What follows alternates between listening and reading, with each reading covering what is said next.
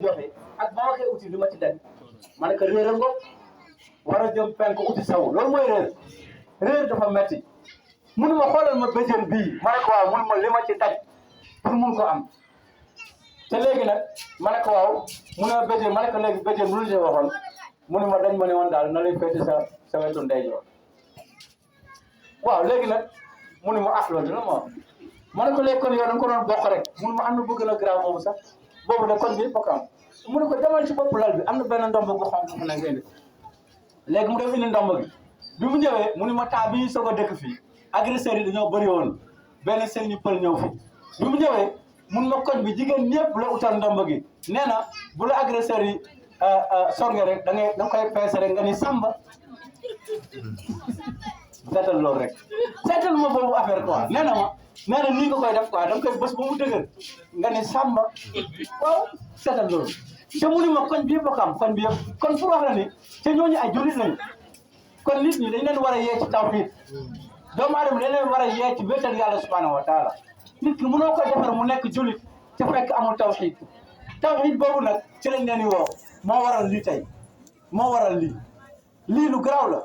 xoolal rek gis nga lii nii lu doy waar a ngi nii te nag nitu diine yi laa wax de sëriñ si yëpp dañu waroon di génn di ko lang ci digg tànt bi seeni taalibe wër leen ñu leen di yee ci lii ñu leen di yee ci bokkal nit ki mënoo koo defar mukk fekk mi ngi bokkale borom loolu rek moo indi coono bi yëpp ndax nag moo wax la lii bu la nee dara nekku ci dara ngi ci ndax galaaj boo gis jinne koy doxal galaaj am na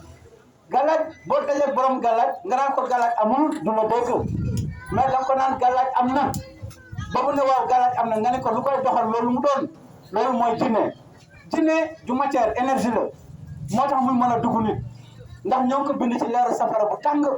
loolu moo tax yàlla dina leer gi ci moom léegi jinne yi dañuy nekk ak ñun ñoom ñu duñu gis ñun duñu leen gis tant bii ñu nekk jinne yaa ngi fu nit dëkk rek jinne yu ko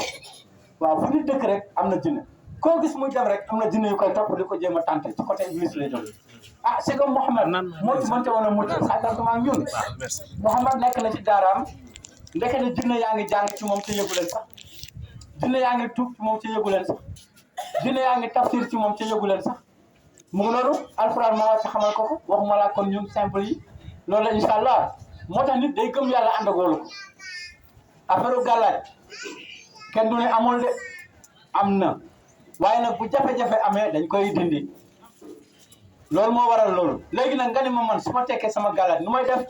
man la soo tekkee sa gàllaaj boo yeewoo rek da ngay wax alhamdulillahi rabbil alamin parce que doomu adama su guddee